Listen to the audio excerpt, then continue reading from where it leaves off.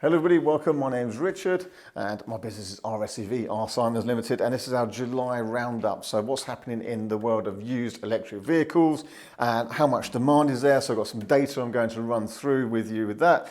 Any general news, and then also our solar production and how we're getting on with our solar here, because leading on to my first topic, it's been quite a wet, rainy month of July for us. However, it's very evident in the news recently just how the climate crisis has really, proven itself now to be a serious issue. A lot of the world has seen extreme temperatures during July, heat waves, fires. It's been really terrible and depressing news, I think. And I think anyone who's been trying to kind of dismiss climate change, hopefully they're waking up and seeing what's happening now. It's real, it's really happening right now. It's not future generations, it's right now.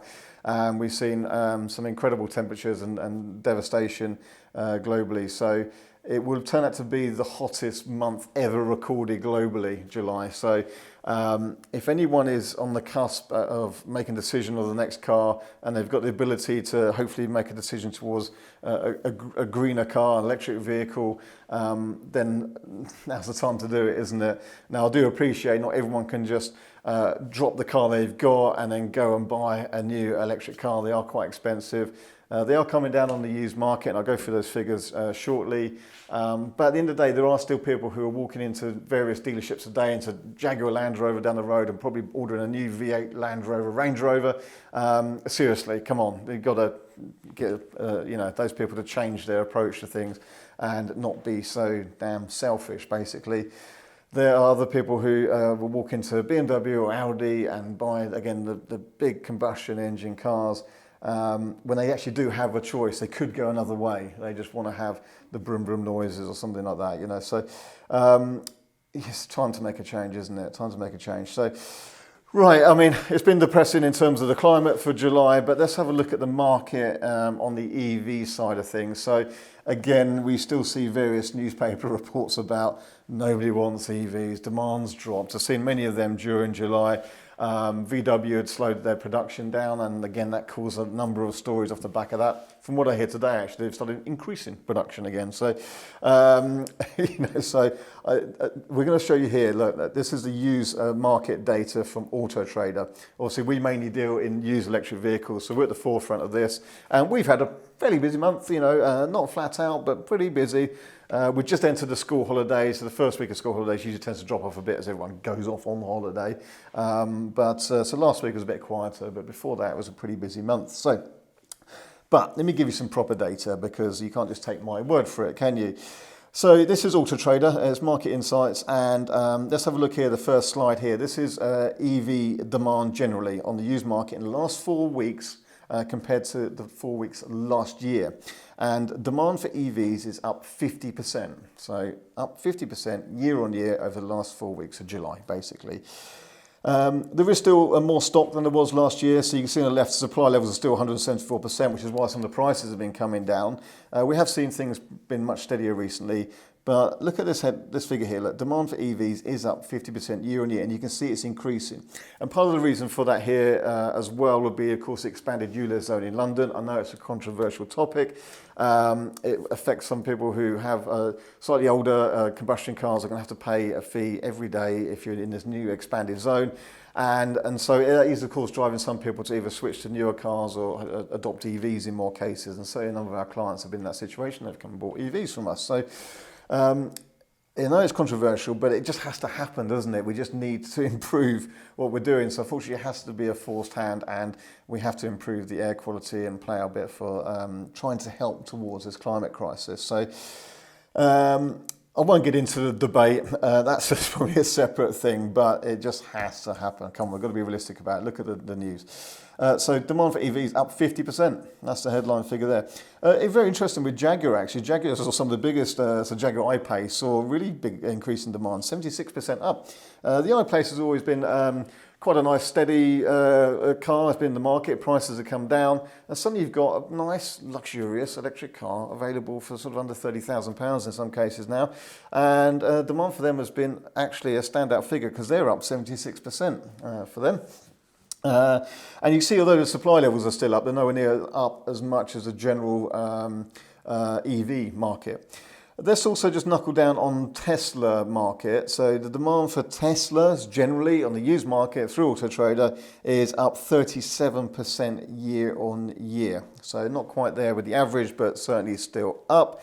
Supply levels are still higher, over 75% again year on year. So demand for EVs is still up considerably year on year, and that's good, isn't it? The only thing that's been quite exciting the last few days, been seeing some more shots of the Cybertruck having some winter testing. So we've even put a couple of clips of that down here. But it looks like Tesla are pushing forward with that, and there's been a couple of shots of people starting to look at the production of it and the castings and such like, but more of the Tesla Cybertruck coming, but probably not to the UK at the end of the day.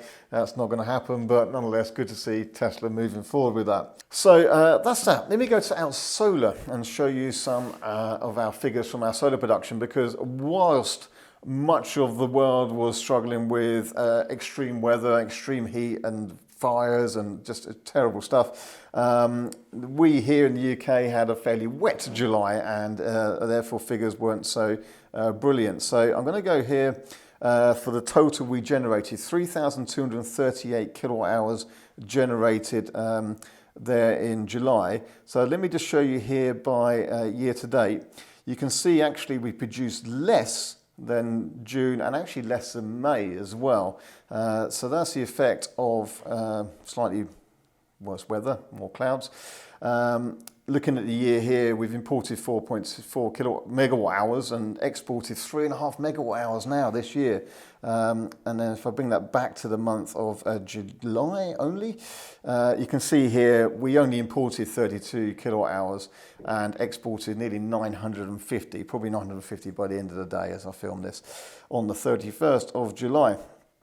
So even with these figures, we can see here, so we only used 2,251, and that's an office, computers, lights, air conditioning, lights on in the warehouse, and we're charging electric cars every day. So it's still good figures. So let me show you the savings so far. If I go to the month here of July, we are still 98% off the grid. We saved £2,241 in electricity costs. Now, electricity prices are starting to fall at home, and commercial is following, but I don't know what the new commercial rates are yet for us here. And of course, it's going to vary by different areas and companies, but household electricity prices are falling as well, which is good. And again, it helps if you are adopting an EV, it costs less to charge up. So still 98%. Let's have a look here what we saved this year now so far. So we this year have saved over £12,500. Pretty reasonable. Quite happy with that. And we've been 75% off grid. And again, a company that's charging electric cars every day. So for people who haven't seen the previous monthly videos and our general solar video, we invested £46,000 in solar and the 2 Tesla Powerwalls, all installed, fitted, everything like that. You then get a capital allowance. It actually owes us about £39,000. Now, I don't look at it as something that owes me and I've got to repay that back. I would do it anyway, even if it never repaid, because it's the right thing to do. Plus, it just added value to the building. It added at least that value to this building. So it hasn't really cost anything in that sense. You know, it just moved the value onto the cost of this building. Nonetheless, look at the savings, £12,500 in 7 months of the year. So you can see that if you did want to look at it as a time to recoup, we're still on target for a kind of 2-year payback time on that. But like I say, personally, it's not how I look at it, but a lot of people ask that question. So there's the answer to that. So that's it. That's a quick roundup for July. Some depressing news about the climate. So let's all try and make a change for the good and improve things. And if you want to adopt an EV, or you're thinking about it, you're hesitant, you're not sure, do contact us with any questions. Of course, make sure to subscribe to our channel, because we do lots of videos with lots of real-world range tests, just as we go about our daily work. For example, a couple of weeks ago, I drove a Tesla Model Y from Edinburgh to South Coast. Very simple. 1 30-minute stop was all the car needed. I had to stop for longer than that. So hopefully that, again, is just a case point where real-world journey, the car needed less time to stop than I did.